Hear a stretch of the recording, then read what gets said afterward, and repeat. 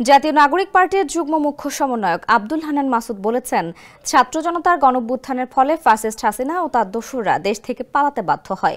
বিদেশে পালিয়েও তাদের ষড়যন্ত্র, চক্রান্ত ও সন্ত্রাসী কার্যক্রম বন্ধ হয়নি। মঙ্গলবার নিজের ফেসবুক আইডিতে নিউ ইয়র্কে আখতার হোসেনের উপর হামলার ভিডিও পোস্ট করে তার ক্যাপশনে তিনি একথা লেখেন।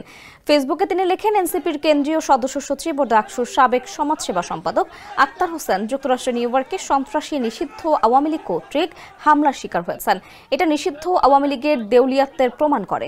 তিনি লেখেন, দ্রুত জাতীয় নেতাদের নিরাপত্তা দেওয়ার জন্য সংশ্লিষ্ট সবাইকে অনুরোধ করছি। স্যান্ডেলিনা সো, রূপচর্চায় আভিজাত্য। পাশাপাশি হামলাকারী সন্ত্রাসীদের গ্রেফতার করে আইনের আওতায় নিয়ে আসার জন্য যুক্তরাষ্ট্রের সরকারকে অনুরোধ করছি। তিনি আরও লেখেন, লীগের প্রতি সুশীলতা ও মায়া দেখানো বন্ধ করুন। এই পতিত স্বৈরাচারী দলটি সুযোগ পেলে যে আবারও দেশে গুম, খুন, রাহাজানি ও সন্ত্রাসী কার্যক্রম করবে সেটি আবারও প্রমাণিত হয়েছে। লীগ মানেই সন্ত্রাস, সর্বাবস্থায় এবং সর্ব জায়গায়। এরপরও যারা এ নিয়ে বিনিয়ে এদের পক্ষে কথা বলে তাদেরও আইনের আওতায় আনা জরুরি।